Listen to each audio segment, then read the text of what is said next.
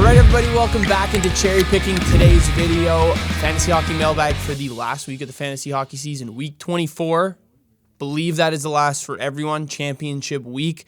So again, we have like 10 games left pretty much each team. Some teams have 11 games left, depending on who's your favorite team and who you're watching coming down to the playoff race. But as always, the video presented by FanDuel Canada, North America's #1 sportsbook. That link's in the description below. NHL playoffs are coming up, so no better time to sign up than right now. Got a couple questions to run through from the mailbag, trying to help you guys win your championship week. The first question we have here is a response from last week's question. I answered Charlie's question about Brock Boeser and what he should do, and he gave me some options on which players are on the waiver wire if he is looking to drop Brock Boeser.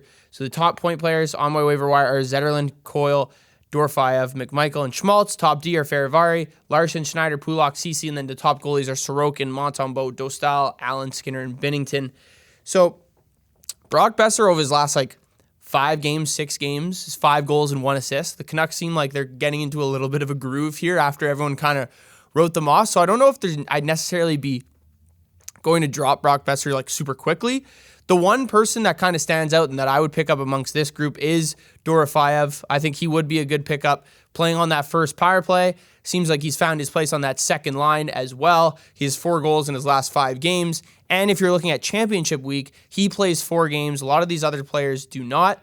Zetterlund could be an interesting one now that he's up on the first line with Stützle and Tkachuk, but still has 0 points with the Sens, so I don't know if I'd want to take that risk heading into championship week. Wouldn't really add any of those D-men other than maybe Adam Larson, but I wouldn't say turmoil. It's hard to pick which Seattle Kraken defenseman is going to have a good week fantasy hockey-wise. It's very hard to predict at this point, whether it be Brandon Montour, Vince Dunn, Adam Larson. They have a lot of contributors on that back end. And just a team that's the contributions come at a very even pace. It's not like one guy who's leading the team with 100 points like you see on other teams. So it's hard to pick when you're looking at the Seattle Kraken. And considering maybe one of these goalies, and I'll go into it a little bit more, but Sam Montembeault has 4 games this week, and we're talking about week 23, and then also in the championship week, the Habs also play 4 games too.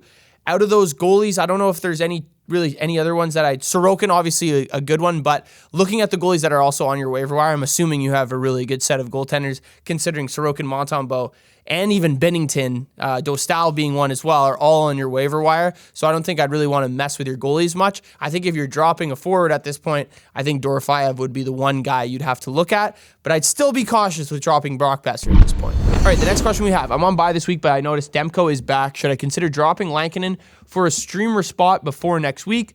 The only other player I have worth dropping is Dylan Cousins. I don't think so. I don't think I'd drop Lankinen. It's clear Demko is still not very reliable. I don't think I'd necessarily drop Dylan Cousins either, considering he has 7 points in 8 games since joining the Ottawa Senators. Seems like he is surely riding that post-Sabres bump that we've seen happen to a lot of other players who have left the Sabres and have immediately found success. So that seems to be happening with Cousins, so I wouldn't drop him. And it seems like I think Lankinen is going to continue to get a bulk of the starts here, considering Demko's injury. I know they kind of need him to fight for this final playoff spot here.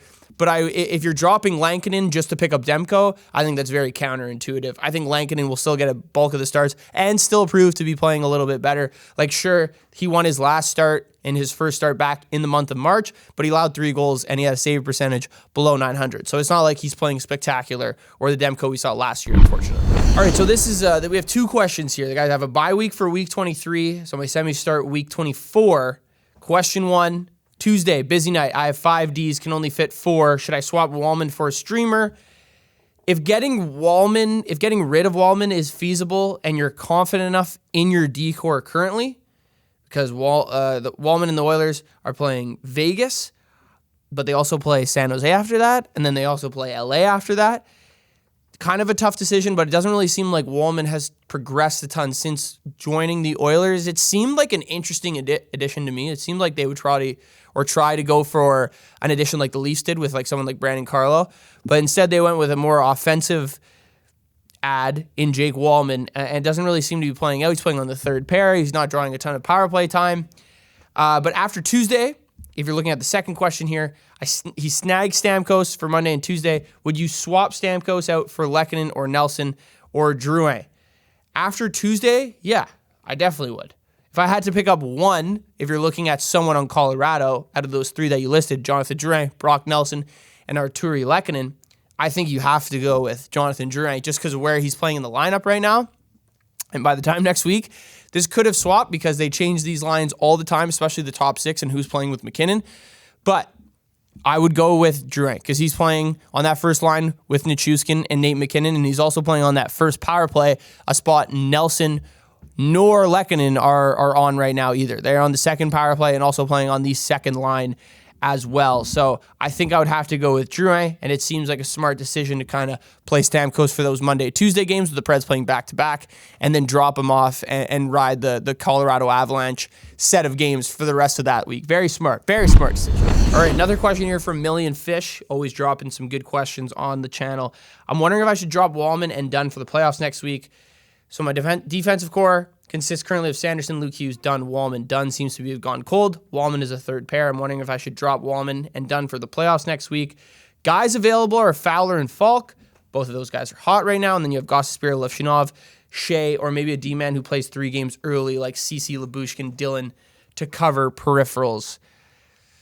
Big question, but I think you're on the right track here. And I think it's really hard to ignore what Justin Falk and Cam Fowler are doing, but specifically Justin Falk, especially considering how well he's been playing. I think you have to add him right now. I think it is the decision of, the last couple of weeks, obviously, fantasy hockey, make or break. You have to ride the guys who are on a hot hand or on a hot point streak. It's hard to really try to catch the falling knife with someone who's not producing that you think should be producing, like someone like Vince Dunn or even Jake Wallman. So I think I would pick up Justin Falk and then go with Gostisbehere as well, coming back with Carolina. I don't know if I want to necessarily have Falk and Fowler because it's boom or bust. If the Blues have a great week, obviously that's awesome. But if they don't, then you're really kind of you're splitting hairs there with having both of those guys on your team. So I think you're going to get a little bit more out of Justin Falk. I think he leads all defensemen in points over the last week or 2 weeks or so. Fowler's up there as well, but Justin Falk, 8 points over his last 6 games.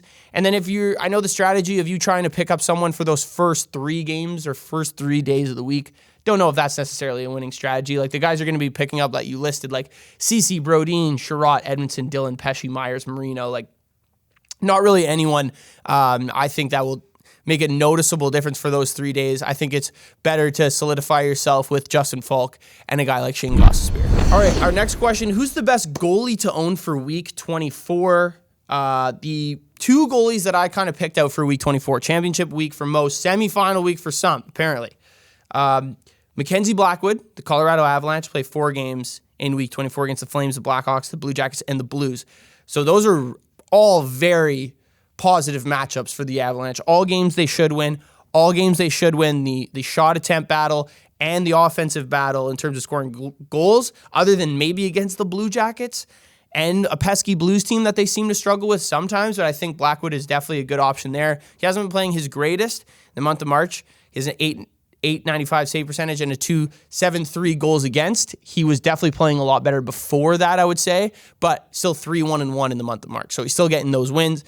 And then someone that could be available in your league to pick up, and I mentioned him earlier in this show, Sam Montembeault, 4 games next week as well. They play Florida, so that's the toughest one. Get the toughest one out of the way. Then they play the Bruins, the Flyers, and the Preds. All teams I think the Canadians can win and need to win, obviously, to continue and stay in this playoff race. If you look at Montembeault's numbers in the month of March, 906 save percentage with a 276 goals against, and a 4-0-3 record since March 1st. Has 3 losses, but all those coming in overtime and shootout. His last 2 games were both losses in March as well. So if you look at that before those numbers, he was 4-0-1, and those losses came at the hands of Colorado and another pretty solid team as well, the New York Islanders too. So Montembeault also, the Canadians have 3 games at home in week 24. Montembeault has been much better at home this year, 17-11 at home compared to 8-10 on the road, and a 2-7 goals against at home compared to 3-1-0 goals against on the road. So those would be my 2 options there. I would also maybe consider Linus Ullmark and Bobrovsky. The Sens and obviously the Panthers both play 4 games. Those are going to be not really, if you have those options, awesome for you. If you don't, it kind of just sucks to suck at that point because you can't add them or trade for them. Wouldn't want either Leafs goalies for week 24 because the Leafs only have 2 games next week. And at this point, I don't think even Craig Berube knows who's going to start before like an hour before the game with Stolarz and Wall, and how good Wall's playing, how inconsistent Stolarz has kind of played. And then Igor and Markstrom as well, because the Rangers and the Devils only play 2 games too. So just very unlucky scheduling if you have those goalies, because they've been great all year, but really positive if you have those others that I mentioned before. And the last question we have, would you pick up Logan Cooley and drop Granlund for this week? This is a tough one, but I think you just got to go with Granlund. Like playing on Dallas compared to Utah, he plays 4 games next week as well. Logan Cooley and the Utah Hockey Club do not play 4 games in the week or week 24. They're playing 4 games currently in this week that we're in, week 23. But if you look at where Granlund's playing, where Cooley's playing, like Granlund's playing second line with Duchesne and Robertson. Cooley plays first line on Utah. I would still favor that second line on Dallas in terms of like consistent scoring. And then the one bad thing is Granlund's on the second power play. Cooley's on the first power play. That's one maybe deterrent of it. But I still think having a player on Dallas who's playing 1 extra game than a player on Utah, even if he is their first line center, I think it's a better option to have Granlund for those 4 games. All right, thank you guys for tuning in. Let me know what you thought of Fantasy Hockey Mailbag for Week 24, Championship Week or semi-final week for some, depending on how your league is going. Shout out to FanDuel Canada for sponsoring the video. Be sure to like, comment, subscribe, and I'll see you guys next time.